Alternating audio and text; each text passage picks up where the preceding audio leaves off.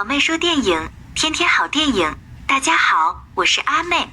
在一片苍茫的大海上，漂浮着2只木船，大船里生活着一个老人和一个少女，两人依靠用小船把客人接到船上来钓鱼为生。直到有一天出现了一个男孩，3个人的关系变得微妙起来。经营这2艘船的是一位花甲之年的老人和一位16岁的少女。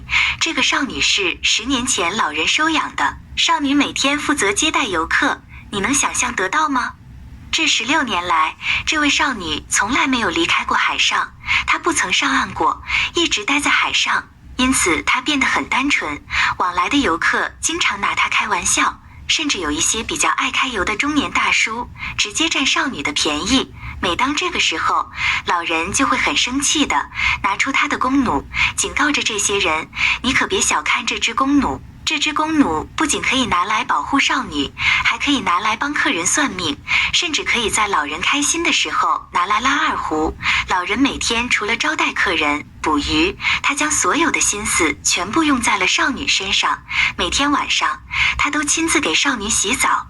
洗完澡后，他就会在日历上打上一个叉，这里老人与少女结婚的日子又近了一步。这天，老人像往常一样去接前来游玩的乘客，但与以往来的客人不同的是，这次船上不单单只有爱开油的中年大叔，在人群中多了一个年轻帅气的小伙子。这是少女第一次看到这么好看的人，她不由得想多看几眼这个小伙子。在小伙子听音乐的时候，她走了过去，摘下了那个男孩的耳机。这是他第一次听到音乐，少女被深深地吸引住了，那是他从来没有听到过的声音和节奏，这是他第一次接触外面的世界，眼神中除了好奇，似乎多了一次对外界的渴望。他想让这个年轻帅气的小伙子多待一段时间，好让自己能够多了解外面的世界。不料2人在甲板上听音乐的场景被老人看见了，占有欲极强的老人冲了出去，直接在小伙子面前扯下了耳机，带走了少女。此刻，小伙子也对浪漫天真的少女产生了好奇，于是他向旁人询问得知，少女在6岁的时候被老人收养，10年来一直禁锢在船上，2人一直在于海上生活，并且老人和少女约定，等到少女17岁的时候，2人便结为夫妻。小伙子认为老人的这种不是爱，是一种自私的占有欲，是一种变态畸形的控制欲。第2天，小伙子在离开的时候将自己 MP3 送给了少女，此后一段时间，少女便一直沉浸在音乐的世界里。老人看得越发生气，直接夺过 MP3 扔进了海里。因为这件事，少女对老人开始有了逆反心理，她不愿意老人给她洗澡，还把老人送给她的项链扔了，甚至她还主动去勾引来游玩的游客。老人看得十分生气。没过多久，少女在往来的游客当中又看到了那个熟悉的身影，那个年轻帅气的小伙子又来了。少女露出了久违的微笑。这次小伙子的到来给少女又带来了很多好玩新鲜的事情，让少女接触到了自己从来没见过的东西。这10年来，少女与老人一直睡在上下铺，每天晚上老人入睡的时候都会牵着少女的手。这天少女拒绝了，偷偷地溜到了小伙子的旁边，钻进了大学生的被窝里。她满眼爱慕着看着大学生，她像个好奇宝宝一样慢慢地靠近了小伙子。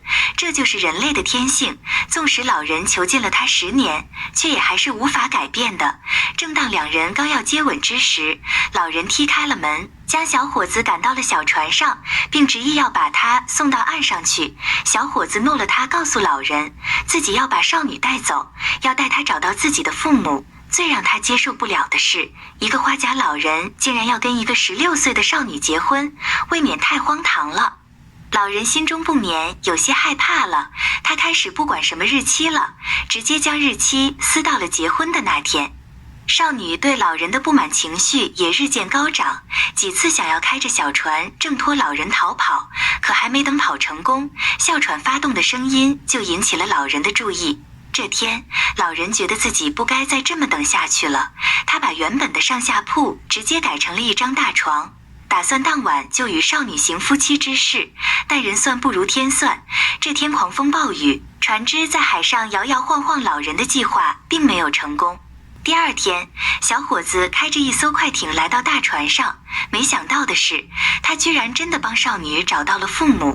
他告诉老人，少女的父母10年来一直都没有放弃寻找少女，他的来意很明显，就是要带走少女，将她带到他父母面前。但少女就是老人的一切，老人是不可能轻易放她走的。这天，老人又开始磨了磨自己的剑，他想要一把杀到小伙子面前，好在被少女发现了，少女挡在了前面，老人就此作罢。后来小伙子觉得这样硬来不是办法，于是他向老人提出以占卜的方式来算一卦，算算老人与少女是否能在一起。而占卜的方式一如往常一样，少女在船上坠下了一个秋千上，而老人则要在少女荡秋千的空隙射3支箭到少女背后的佛像上，前2支箭老人很轻松的就射出了，第3支箭决定着老人和少女之间的命运。老人紧张的满脸都是汗，但第3支箭还是射中了少女。少女将占卜的结果告诉老人，再由老人告诉小伙子。显然占卜的结果并不是老人想要的，但老人不得不接受占卜的结果。他生气地将少女的鞋子扔了出去，积极愤怒地打了少女一巴掌。这一巴掌不知道是在责怪自己的无能，还是在责怪少女的无情无义呢？第二天，小伙子带走了少女，老人看着远去的少女，他唯一的盼头没有了。他早就准备好自我了断了，将绳子的一头绑在了小船上，另一头绑在了自己的脖子上。或许少女是良心发现了，或许是少女与老人10年来的心灵相通。少女发现了小船上的绳子，少女将它砍断，老人没有死成功。面对悉心照料自己10余年的老人，少女还是于心不忍，抱着差点死掉的老人失声痛哭。虽然老人10余年来一直将自己困在船上，但老人对自己付出，少女也是看在眼里的。最终少女决定与老人结婚，她化上新娘妆，和老人悠悠地在船上举行婚礼。老人与少女开着小船，打算到远处行周公之礼。小伙子则在大船上看着2人远去。老人慢慢地褪去了少女的外衣，给少女拉起了一支小曲儿，少女慢慢地睡去。而后老人张开弓箭，朝着天空射出了一箭，随后跳进了大海里自尽了。小船也慢慢地回到了大船身边。就在这时候，便是还不清醒的少女张开了双腿，紧接着老人射出的箭射在了少女的2腿中间。目睹这一切的小伙子开着小船离开了。神奇的是，大船一直默默地跟着小船，直到少女向他挥手示意再见，船慢慢地沉了下去。故事到这就讲完了。